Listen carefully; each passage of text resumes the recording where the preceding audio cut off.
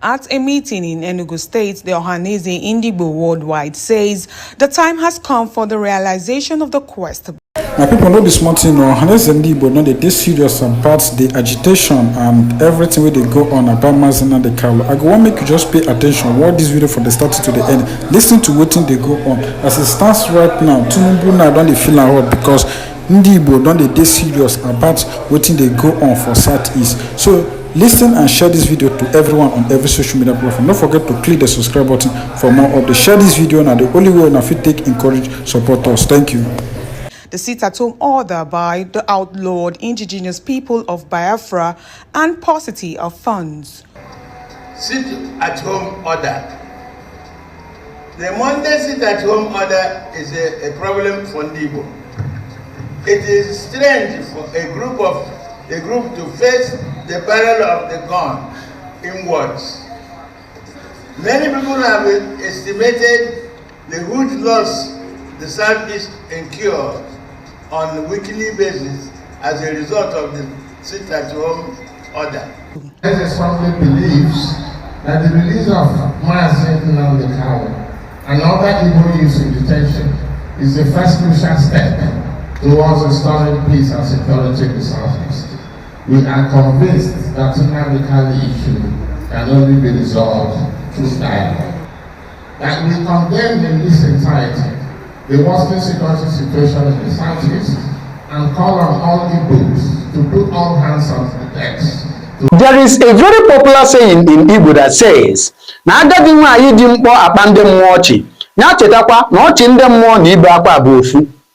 Oh yes, you see, it is in the olden days they will say that okenye ada no n'ụlọ na-egwu amụọ n'ọbụlị.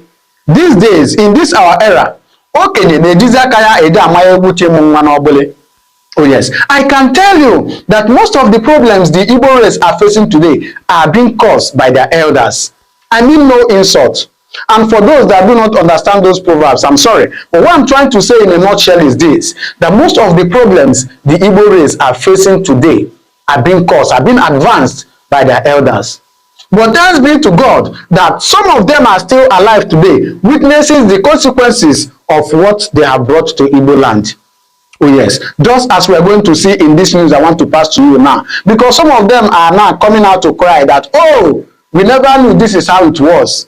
And today, they are seeing it with their own very eyes.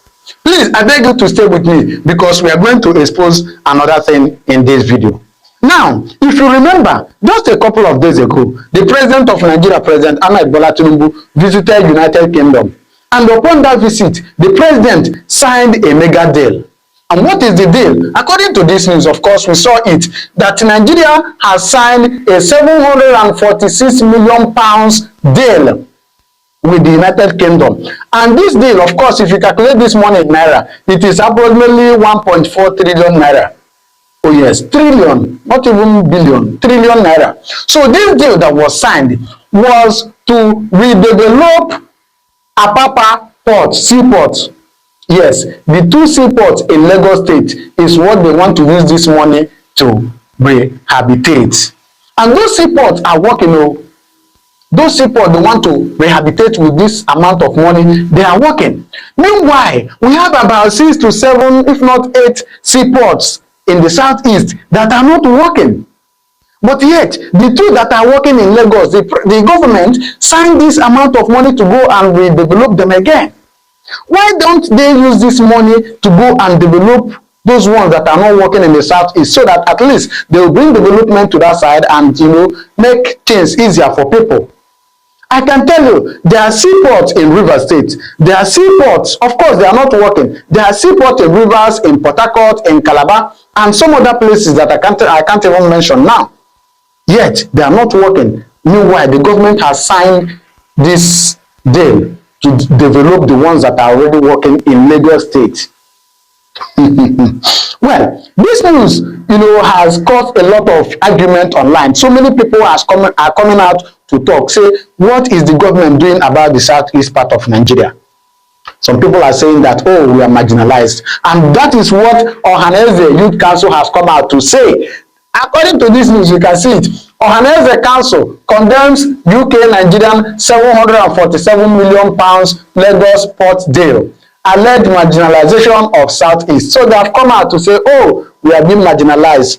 President, why you do us like this? They are seaport in the Southeast. Why don't you come and develop it? Why did you sign this amount of money to go and develop the ones that are already working in Lagos? They are crying. Ohanaeze Council, they are crying.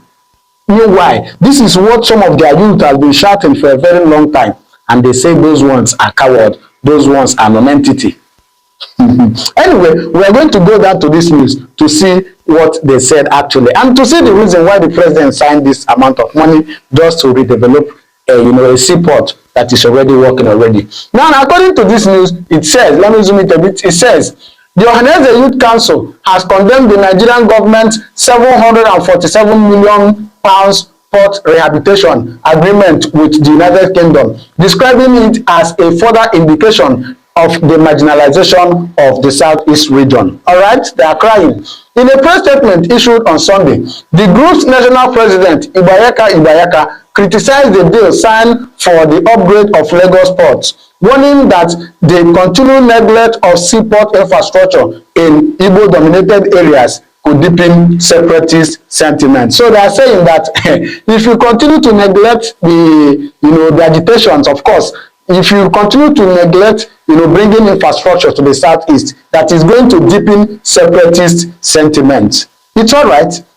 Furthermore, they said, all right, let me zoom it. They said, the agreement reportedly signed at Lancaster House covers the modernization of facilities at Apapa Port and Tinkan Island Port. It was witnessed by President Bola Tinubu and his wife, Oluremi Tinubu. So they have signed it. And the seaport they want to redevelop in Lagos are the Apapa Seaport and Tinkan Island Port. All right. Furthermore, it says, according to the statement, Nigeria's Minister of Finance, Wole Edun, signed on behalf of the federal government, while the McDougall represented the British government. All right.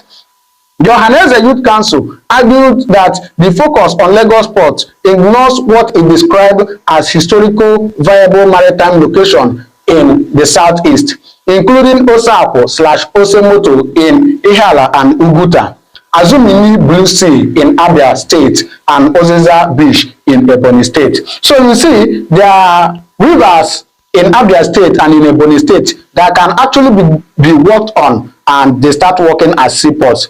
But fortunately, the government doesn't want it to work. Instead, they want to rehabilitate the ones that are already working in Lagos State. This is not me saying this, but this is what is happening in Nigeria. Of course, you know that there are two, big rivers in Abia State and in Ebonyi State. Okay. Furthermore, it went further to say, Ibayaka claimed that the Osako/Osemoto axis located along the Ras rivers possesses a natural depth suitable for a modern seaport and lies closer to the Atlantic Ocean compared to Lagos Port. So you see it, that even the two rivers, one in Abia State and one in Ebonyi State, they are closer to Atlantic Ocean, according to this news, compared to Lagos Port. So they leave the one that is closer to Atlantic Ocean and went for the one that is far from Atlantic Ocean. That is Nigeria for you. He went further to say, he alleged that the project initially proposed during the colonial era was abandoned in favor of Lagos-based infrastructure. So it was initiated during the colonial era, but it was abandoned just for Lagos to develop. All right. The group further linked what it termed systematic neglect of infrastructure in the region to the growing agitation for Biafra, led by Nnamdi Kanu of the indigenous people of Biafra. It's all right. Neglected seaport in Igbo land, specifically Osako, Osemoto Sea at Ihiala/Uguta, Obako Nduki Sea, Azumini Blue Sea, Okwa East Abia State, and Oziza Beach, Afikpo, Ebonyi State, demonstrate the empirical evidence of the long-standing injustice and marginalization faced by Igbo, which has led to the call for Biafra restoration under the leadership of Nnamdi Kanu of the indigenous people of Biafra. So it is because of all these things that you see, agitation rising up and down. Nnamdi Kanu, I can remember, said Go and build seaports, go and build railways, go and build airport in Southeast, bring infrastructure, and the call for agitation will end. Today, what he has called for, they have imprisoned him, and that thing, they are still not doing it. And they are talking about one Nigeria, let us be one, let us be united. Meanwhile, it seems they are only helping one set of people. Is it good? All right, that is what they are saying in this news, that it is because of all these things they are doing that has deepened the call for Biafra agitation.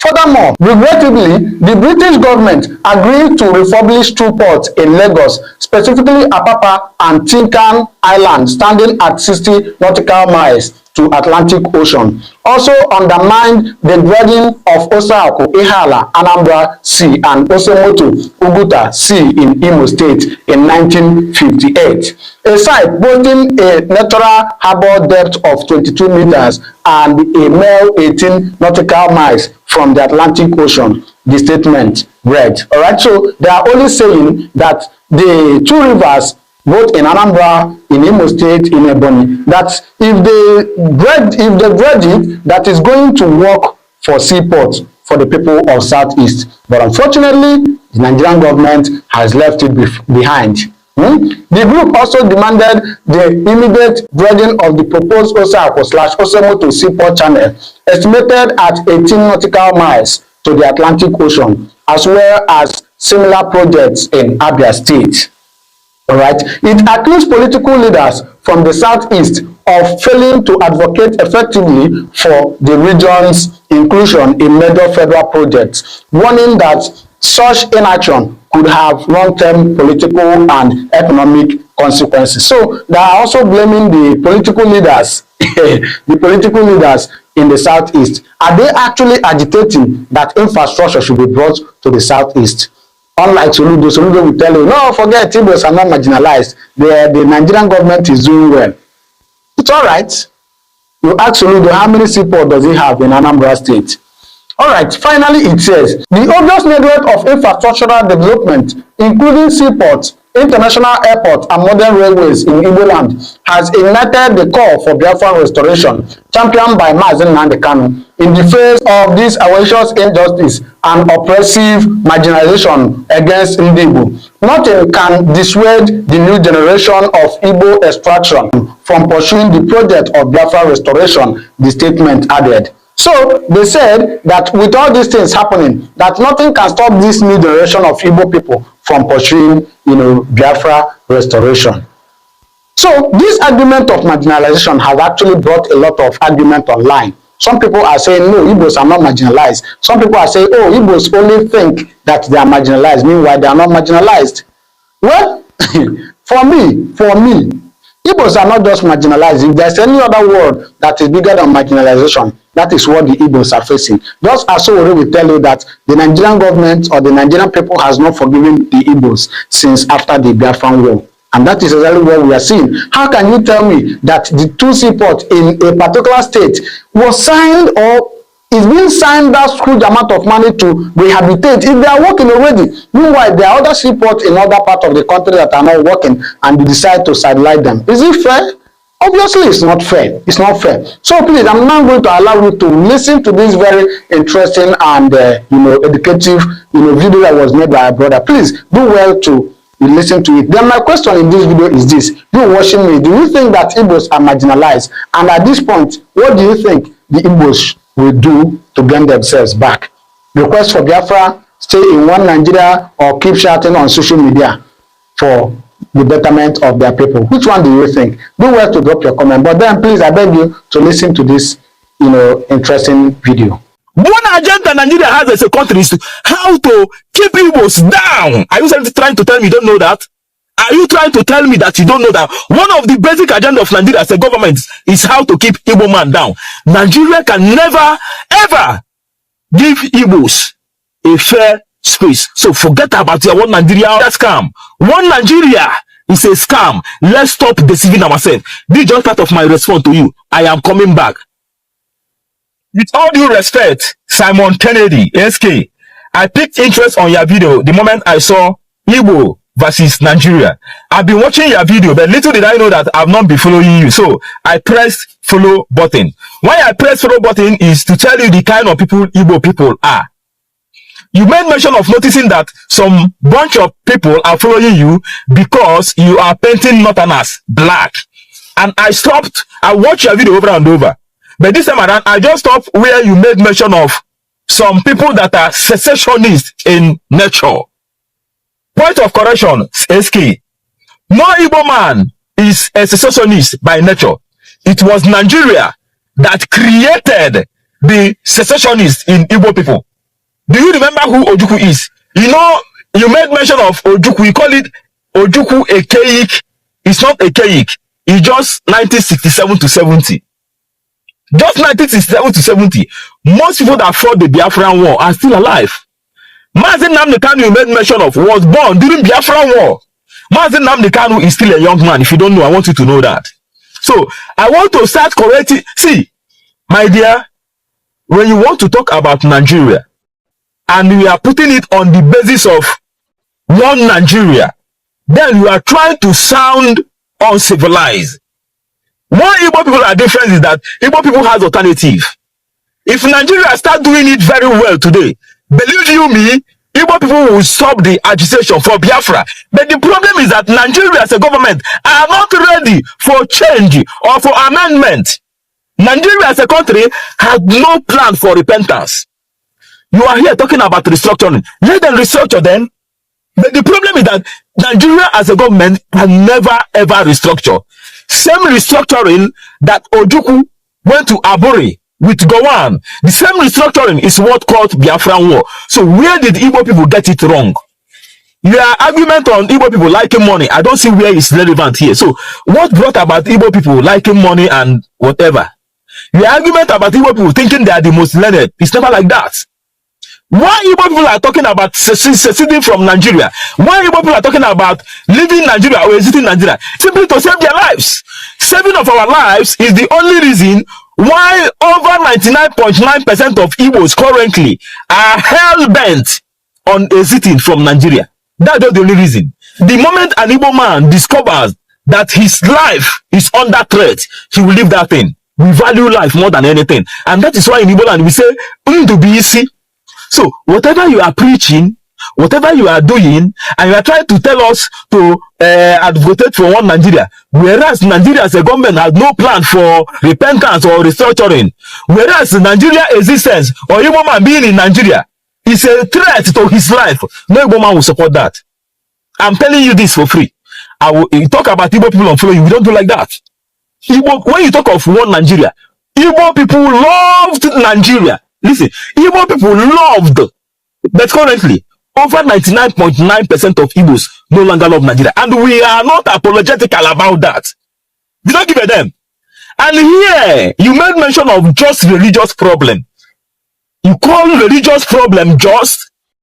Simon Kennedy, SK, could you go and write the Quran? Can you do that? Do you know what you're talking about? Life is at stake here. And the Igbo man doesn't joke with his life. Igbo man can forfeit everything, his money, his wealth, because of his life. Life first. Igbo man chooses, and that is why Igbos are not terrorists. You know, I'm laughing at Nigeria. They tag indigenous people of Biafra as terrorists. If Igbo people subscribe to terrorism, there will be no Nigeria. All these things they are practicing in the north, Boko Haram, bandits, they say they are terrorists. They are joking. Everybody in Nigeria is lucky that Igbo people, by nature, are not terrorists. And you pray that Igbo people will not even think of that. Because if Igbos think of subscribing to terrorism, the whole world will know. Not even Nigeria. If Igbos decides to subscribe to terrorism, the whole world will know, not even Nigeria. You know that these guys they are joking. All this one they call bandit, Boko Haram, they are joking. Only just few Igbos will finish the whole Nigeria. In a twinkling of an eye. You know that you guys are learning. Northerners are not. Nigerians are just lucky that Igbos by nature are not terrorists, and they don't want to subscribe to terrorism, because anything an Igbo man subscribes to, you will make sure that he is the best version of that thing. Nigeria, you guys are very lucky. that Igbos are not terrorists and they never want to subscribe to it. If they think of or they venture to think about it, Nigeria, I can assure you that there will be no Nigeria within a short space. Even the whole world will know that something has happened or something is happening. But thank God for your star that Igbos are not terrorists and they are not thinking of becoming one. So, my dear brother, you made mention of religious problem as just. Can you rewrite the Quran? Of course, you cannot. The issue of Nigeria and Igbo people, we are talking about one. Igbo people don't have any problem with one Nigeria. Let them show workings. If Nigeria wants Igbo to be in Nigeria, let them show workings. Without workings, we are not apologetic about agitating for Biafra. It is our right. And that is, see, each time I talk, it's not because I'm Igbo man. It's factual and it's evident. Igbo still tomorrow remains very civilized. Self-actualization, realization, this agitation is right. It's a right. By right, you can decide that I don't want to be a Nigeria. By right, I will not be a Nigeria. Let a referendum take its course. Let the right thing be done. Igbo people don't have any problem in Nigeria. I'm not saying that all Igbos are sense, but when it comes to the problem of Nigeria, Igbo people don't even contribute to how many percent will I give them? How many percent will I give them? We don't have any problem.